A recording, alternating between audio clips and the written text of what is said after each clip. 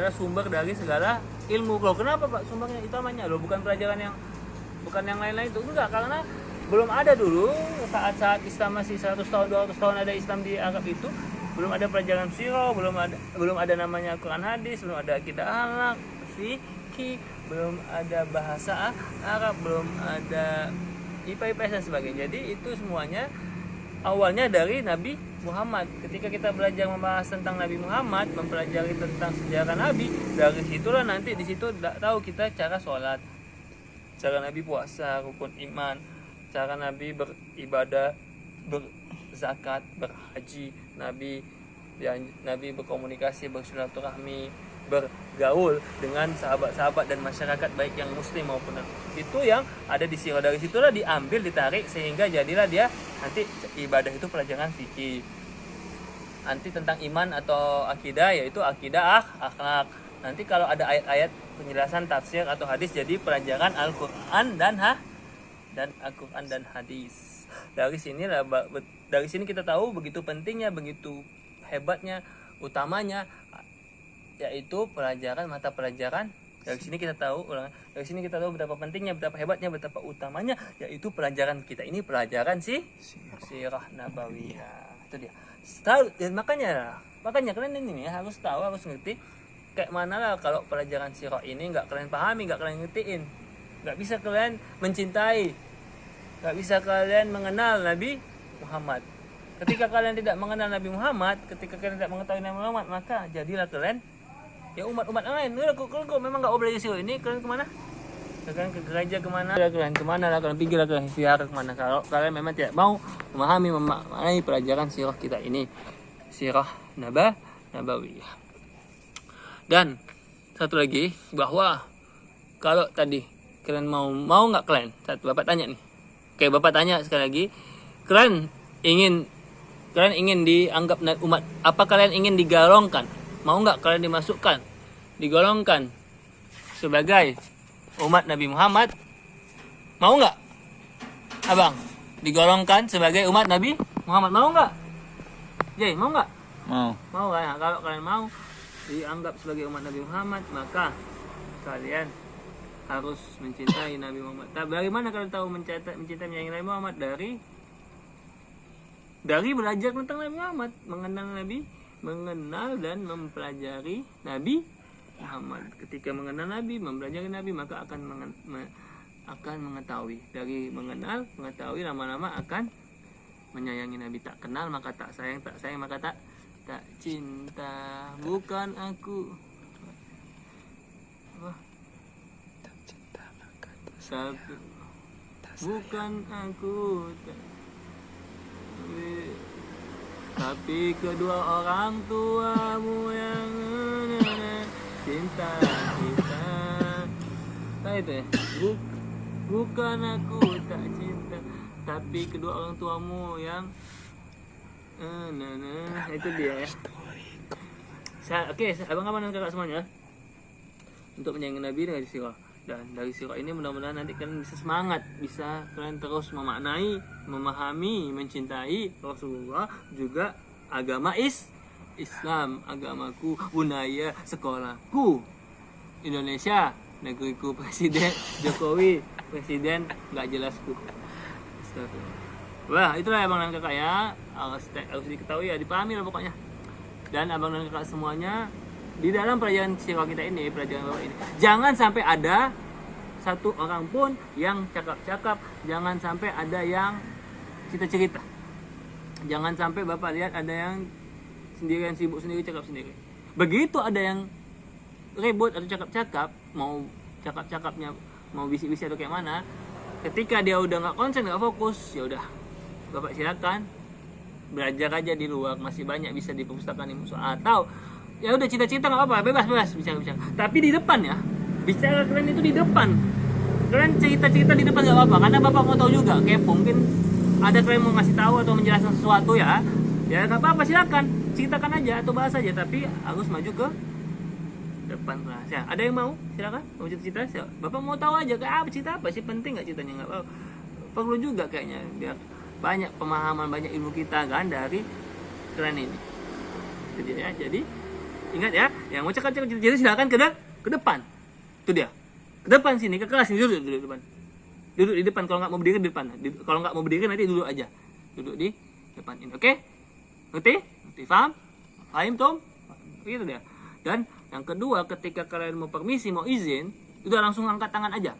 Apalagi ketika bapak lagi cerita, lagi menjelaskan, ketika kalian bilang Pak mau permisi, itu kan jadi kurang pas, itu kurang elok lah gitu. Jadi ketika bapak lagi ngomong kayak gini, ketika ada kepengen mau izin mau apa, langsung aja angkat tangan, bapak silakan. Gak usah Pak ini Pak, bapak ini Pak, itu Pak ini. Ya, langsung aja Pak, udah Pak permisi atau Pak angkat tangan aja Pak gitu. Udah. Oke, yang ketiga jangan sampai ada kalian tidak mengerjakan tugas, mengerjakan soal hafalan. Oke. Kalian harus dikerjakan itu tugasnya, hafalannya, supaya kalian tadi untuk sekalian menekin dekat dengan Nabi, memahami Nabi, menyayangi Nabi. Mudah-mudahan nanti kita bisa dimasukkan Nabi, dianggap Nabi sebagai umat Nabi Muhammad, umat Islam. Amin amin ya rabbal alamin. Amin. Itulah ya, mudah-mudahan ya Allah kita jadi umat Nabi Muhammad. Nah, apalagi satu lagi yaitu kalian kalau bisa jangan sampai ada yang satu sama kawannya lagi itu mengganggu, mencontek juga. Itu waduh, makan Nabi kali, bahaya. Itu bisa mendatangkan azab. Tahu azab kan? Film-film azab itu kan, itu nanti kalian bisa kena kalau kalian mengerjakan sesuatu yang jahat, yang curang dan sebagainya. Nanti lama-lama kalian kebiasaan, nanti bisa ditangkap. Tahu tangkap apa? Bukan polisi lagi, KPK. Tahu kan? KPK apa? Komisi Pemberantasan Korupsi. Dia lebih kuat, lebih parah lagi, dia menghukum orang yang korupsi, langsung ditangkap semua. Ya udah ya, sama, mantap ya, paham ya, sip. Oke, bismillahirrahmanirrahim. Sekarang ini sebelum kita masuk ke pelajaran sirah kita ini, Bapak ingin kalian, tadi dari Bapak jumpa sama wali kelasnya, disuruh kalian ini untuk menceritakan, menjelaskan tentang Nabi Muhammad. Sejauh mana, sepaham apa pemahaman kalian kisah-kisah tentang Nabi Muhammad. Yang kalian tahu aja, yang kalian ngerti. Jangan sampai lihat buku, jangan lihat apa-apa pun. Kalian ingat dalam ingatan kalian tulis dalam buku, istilahnya mengarang, bukan mengarang ecek-ecek, tapi mengarang betul, mengarang serius tentang kisah sejarah Nabi Muhammad. Jadi sebelum kita masukkan nanti yang sejarah Nabi saat ini, sejarah Nabi yang di buku, coba kalian ingat-ingat dulu sejarah Nabi yang kalian pelajari sebelum-sebelumnya. Itu dia, sejarah Nabi Muhammad. Oke, coba mulai tulis kayak mana? Udah, coba biarin aja. Bahas tentang hijrah nih. Hijrah Nabi Muhammad. Apa? Di pause? Enggak kan? Nah, pause dulu. Adapun hijrah Nabi Muhammad, ketika kita tengok perjuangan Nabi Muhammad dalam peristiwa hijrah, itu sedih kali lah bang. Abang dan kakak itu pasti ketika Nabi itu, kalau seandainya kalian bayangkan, Bang Jelani bayangkan, Kak Alisa bayangkan, Kak Maira. Ya, bayangkan bagaimana ya kan, Bang Rayhan saat-saat Nabi Muhammad itu mau dibunuh di dalam rumahnya sebelum hijrah. Hampir aja Nabi mau dibunuh karena semua satu kampung seluruhnya orang-orang yang ada di Mekah itu udah kompak semuanya, yang orang-orang kafir ya kan Bang. Dia mau, mereka itu kompak untuk sepakat mau membunuh Nabi Muhammad, menusukkan pedang ke dalam Nabi, pada tubuh Nabi Muhammad. Nauzubillah. Alhamdulillah, tapi untung saja abang dan kakak, Allah menyelamatkan Rasulullah sehingga Nabi tidak jadi dibunuh, diselamatkan oleh Nabi. Jadi para pembunuh-pembunuh, utusan-utusan dari setiap suku itu Allah buat tidur terlelap ketika malam itu. Di malam hari yang gelap, di tengah malam, orang itu ditidurkan Allah, dibuat terlelap sehingga tidak sadar dia kalau Nabi Muhammad Rasulullah mengendap-endap keluar melewati depan rumahnya yang sudah melewati depan rumahnya yang di depannya itu yang sudah ditunggui oleh para pembunuh atau itu suku-suku dari kafir Quraisy. Itu dia. Nabi Muhammad setelah itu jalan kemana Jay? Ke padang pasir, ke enggak lah, ke gua, namanya gua Sur, sembunyi di gua Sur. Berapa hari? Sekitar hampir seminggu. Di situ Nabi Muhammad istirahat karena capek sekali dan juga supaya menghindari kejaran dari orang yang mau membunuh Nabi, kejaran-kejarannya atau para pembunuh Nabi Muhammad itu, orang Quraisy yang sedang mengejar Nabi Muhammad. Itulah yang terjadi ketika Nabi sedang hijrah. Untung Nabi Muhammad sama seandainya Nabi Muhammad meninggal, apa yang terjadi? Ya itu dia nggak ada lagi Islam. Alhamdulillah, jangan sampai. Lalu kemudian kita lihat bagaimana sudah sembunyi di Gua Hira itu bersama sahabat Abu Janda, Abu Ghassan, Abu Bakar. Nanti itu ada pembantunya Abu Bakar namanya siapa? Malik itu yang Malik. Dialah nanti yang membawakan makanan-makanan untuk perbekalan untuk kebutuhan sehari-hari makanan Nabi Muhammad di Gua Hira. Nah itu dia kisah hijrah tadi. Nabi Muhammad sembunyi di Gua Hira. Ya, pas Nabi Muhammad di Gua Hira itu kan, itu ada sembunyi Jay. Nah, pas ditengok, diinspeksi, dicek oleh orang kafir Quraisy di dalam gua itu ada apa Jay? Tiba-tiba di gua itu ada apa di muka guanya? Ada burung merpati. Kalian bilang merpati itu burung kerajaan, nggak ada itu. Itu burung Islam juga, karena dia itulah yang membuat Nabi Muhammad terlindungi dari orang kafir yang mau masuk ke gua. Karena kan orang itu berpikir, menyangka ketika ada burung merpati di dalam gua ini nggak mungkin ada manusia. Nggak mungkin ada orang yang masuk sini. Pasti burung yang ada sangkarnya itu pasti akan rusak, nampak itu pecah telur dan sebagainya. Nah, ini burungnya kok rapi dan sebagainya. Itulah salah satu mukjizat atau kelebihan Nabi Muhammad. Ketika ada orang kafir yang mau membunuhnya, adalah di situ. Maka nanti kalau ke Mekah, kalau OP ke Mekah itu tengok itu Gua Sur itu. Gua Bukit Sur. Di mana di situ tempat Nabi Muhammad sembunyi dari kejaran kafir Quraisy. Situlah Nabi Muhammad berzikir Allah. Dan bersama Abu Bakar As-Siddiq. Ya nggak berapa lama, seminggu, akhirnya Nabi Muhammad setelah hampir seminggu itu turun gunung untuk melanjutkan perjalanan menuju. Tapi perjalanannya dia Nabi Muhammad tidak dari jalur biasa, rute normal ya, dia kayak dari jalan alternatif gitu, jalur selatan, muter sedikit agak jauh supaya menghindari supaya bisa lepas dari, supaya nggak nampak pasukan yang mengejar Nabi, pasukan kafir Quraisy. Tapi ingat ya, pas di Gua Hira itu ada satu kejadian di mana Nabi Muhammad sedang tidur pulas, nyenyak, ada ular atau kalajengking ya katanya yang mau menggigit Nabi. Itu nampak Abu Bakar ada kalajengking yang beracun, yang kalau kalajengking padang pasir itu bisa ngeri 3 kali lipat racun, mau menggigit Nabi Muhammad. Disitulah tiba-tiba Abu Bakar menghalangi, menutup lubang itu, terus mengusir kalajengking itu. Abu Bakar mengusirnya, mengenyahkan, mengusirnya. Itulah mengusir, menutup, mengenyahkan, menjauhkan, mengusir kalajengking. Allah wabarakatuh. Bagi awal tatapannya kan, alhamdulillahirabbil alamin.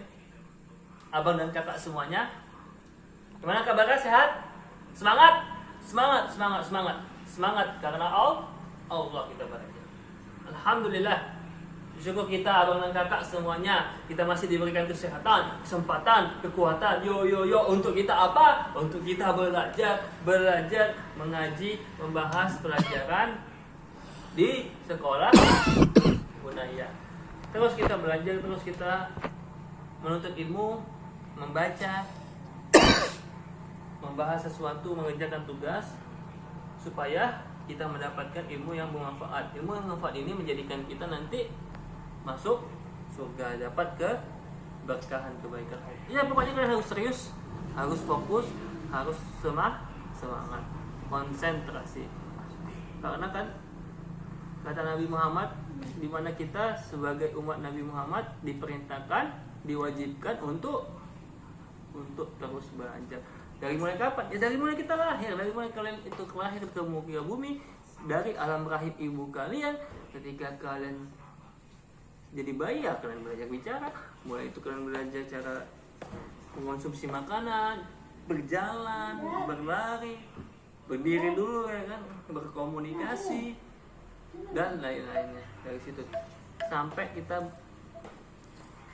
terus belajar terus sampai saat ini, sekarang ini, terus nanti saat kalian masa muda kalian, remaja, tua, dan hingga ke sampai kalian meninggal ke alam kubur. Itulah kata Nabi ilallah.